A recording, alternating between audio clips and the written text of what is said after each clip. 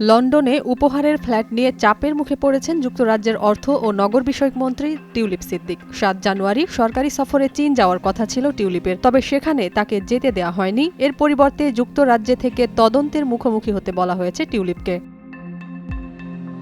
সংবাদ মাধ্যম টেলিগ্রাম ইন্ডিয়ার প্রতিবেদনে বলা হয়েছে, অর্থমন্ত্রী রাখাইল রিভিসের সঙ্গে টিউলিপ সিদ্দিকের চীন যাওয়ার কথা ছিল, কিন্তু তাকে লন্ডনেই থাকতে হবে। এই সময়টাই তার বিরুদ্ধে প্রধানমন্ত্রীর মিনিস্ট্রিয়াল স্ট্যান্ডার্ডের স্বতন্ত্র উপদেষ্টা স্যার লরি ম্যাগনাস তদন্ত করবেন যে টিউলিপ মন্ত্রিত্বের নীতি লঙ্ঘন করেছেন কিনা।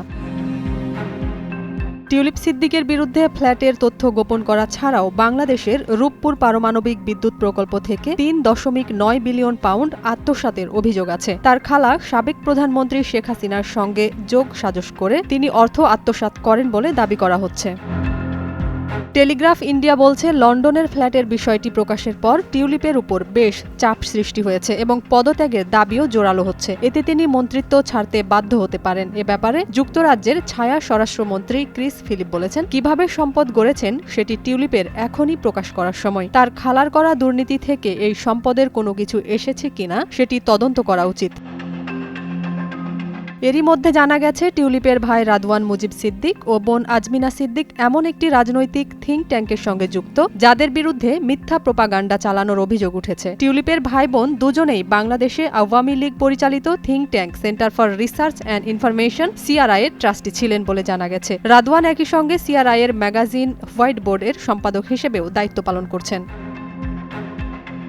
ফেসবুকের মূল কোম্পানি মেটা গত বছর জানিয়েছিল, তারা একটি ভুয়া অ্যাকাউন্টের নেটওয়ার্ক চিহ্নিত করেছে, বিশেষ করে নির্বাচন এবং আওয়ামী লীগের প্রধান প্রতিদ্বন্দ্বী বাংলাদেশ জাতীয়তাবাদী দল বিএনপির বিরুদ্ধে দুর্নীতির অভিযোগ নিয়ে পোস্ট করত এসব অ্যাকাউন্ট। ইউটিউব, এক্স, টিকটক ও টেলিগ্রামেও সক্রিয় ছিল এই অ্যাকাউন্টগুলো।